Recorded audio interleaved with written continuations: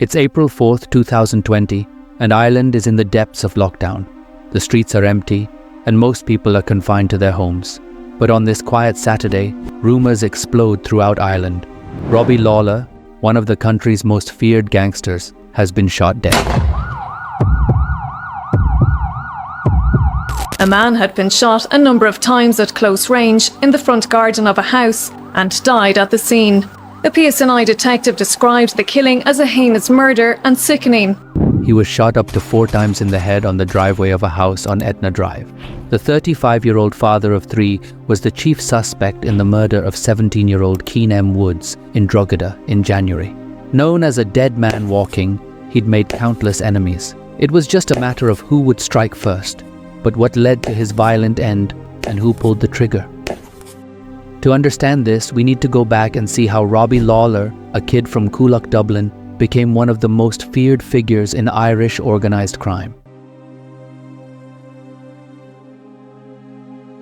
Imagine a community rife with violence, where young lives are caught in the crossfire of gang wars. Robbie Lawlor grew up in one of Dublin's most disadvantaged neighbourhoods, where poverty, drugs, and violence were deeply rooted in the community. In the 1970s and 80s, areas like Coolock and Darndale saw rapid development, shifting from farmland to large housing estates as part of an effort to move residents out of the inner city's dangerous tenement buildings.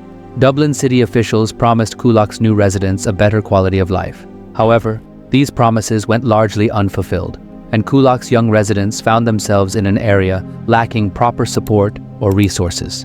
Heroin soon flooded the community, triggering widespread addiction and attracting organized crime. As crime took hold of Coolock, many young people saw few legitimate opportunities for a better future. Instead, organized crime presented a path, providing money and status. Teenagers in these neighborhoods could find employment in the criminal economy, starting as runners or debt collectors and moving up to more substantial roles like enforcers and hitmen. Lawlor, a Coolock native, was no exception. He entered the criminal world as a teenager. From early on, Lawlor distinguished himself with his unpredictability and violent tendencies. Described as volatile and erratic, he embraced violence. By the time he was in his late teens, he was considered one of the city's most dangerous individuals, capable of acts others would hesitate to commit. His ruthlessness would soon make him a key figure in Dublin's organized crime scene. Robbie Lawlor's violent reputation truly took hold with the murder of Mark Byrne, a seasoned criminal who had once clashed with Lawlor in prison. While still behind bars, Lawlor had a serious falling out with Byrne, a more established figure in Dublin's underworld known to hold grudges. Lawlor didn't let the conflict end with his prison sentence. On May 5th, Byrne was granted temporary release from Mountjoy Prison, where he had been serving a 4-year sentence. Just 10 minutes after stepping outside, as he walked toward Phibsborough in Dublin, he was fatally shot in the head and chest. The attack was swift and brutal, leaving him dead at the scene. According to witness accounts, after Byrne collapsed to the ground, Lawlor leaned in close, making sure Byrne was dead before fleeing the scene. This murder was far from a typical gangland attack. Lawlor's decision to kill for a personal grudge set him apart in a world where violence was typically motivated by business, loyalty, or hierarchy. From this point on, Lawlor became a notorious figure.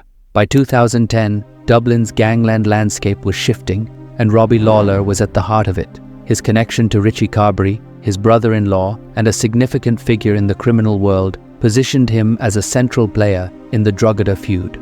Carbery had moved to Bettystown and set his sights on Drogheda as a prime area to expand his drug empire. With Drogheda growing into a major commuter town, the demand for cocaine surged as weekend commuters from Dublin sought drugs to fuel a party lifestyle. Carbery recognized this opportunity and began establishing a stronghold in the area.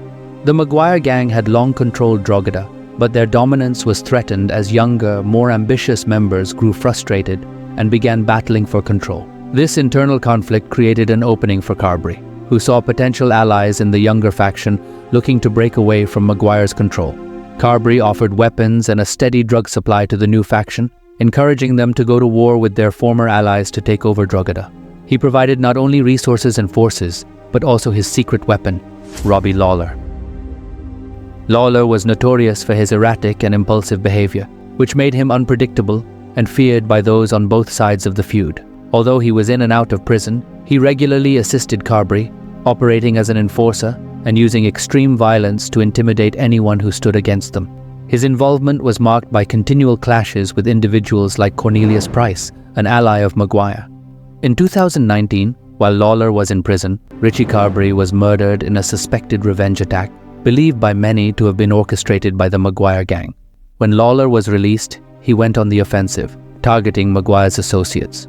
Lawlor was suspected in the non-fatal shooting of Owen Maguire, the gang's leader, leaving Maguire paralyzed.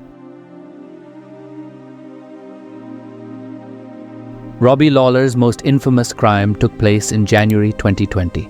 On the night of January 12th, Keane M. Woods left his home for what would tragically be the last time.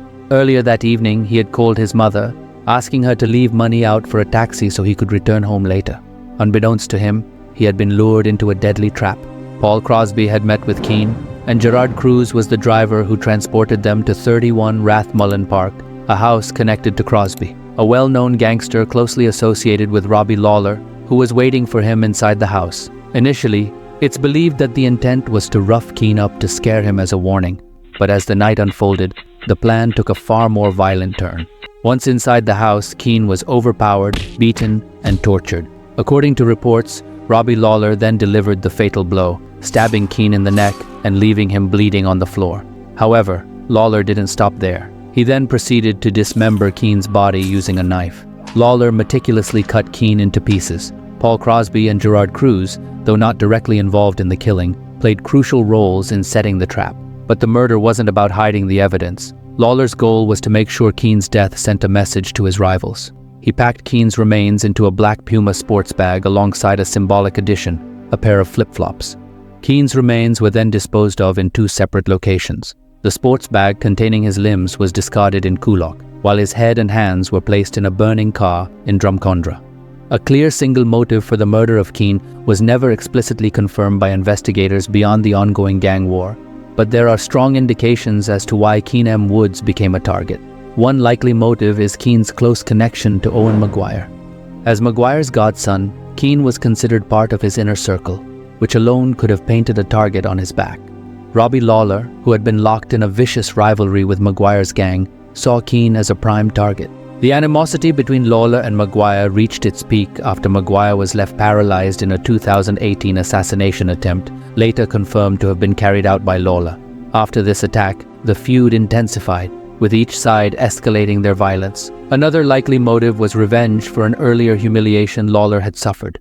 In December 2019, just weeks before Keane's death, Lawlor was ambushed by a group of youths after leaving a Dublin gym. The attack was recorded and shared widely on social media, tarnishing Lawlor's feared reputation. This act was described in the media as narco-terrorism, a level of violence that mirrored tactics seen in cartels and was rarely witnessed in Ireland.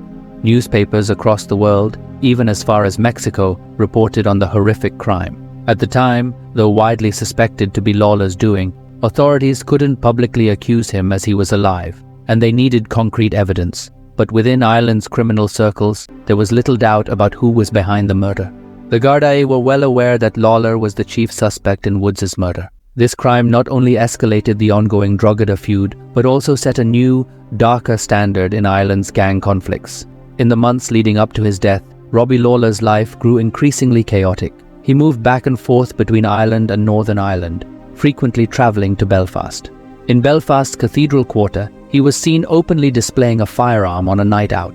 Friends noted a change in his demeanour. He was behaving recklessly, as if he was untouchable, flaunting his gang ties in public and daring anyone to challenge him. But in a world like his, where violence is a currency, how long can one man dance with death before fate catches up? As news of his reckless behaviour circulated, so too did rumours of an impending revenge attack on Lawlor. Many in the criminal underworld speculated that his days were numbered. In the early hours of April 4th, 2020, the day of his death, Lawlor was shot dead in front of his mother's house, leaving behind a legacy marked by violence and fear. With his passing, many wondered who would fill the void left by such a notorious figure. In the end, the cycle of violence in the world of organized crime continues, proving that in this dangerous game, life is often measured in blood and betrayal. Thanks for watching. Goodbye.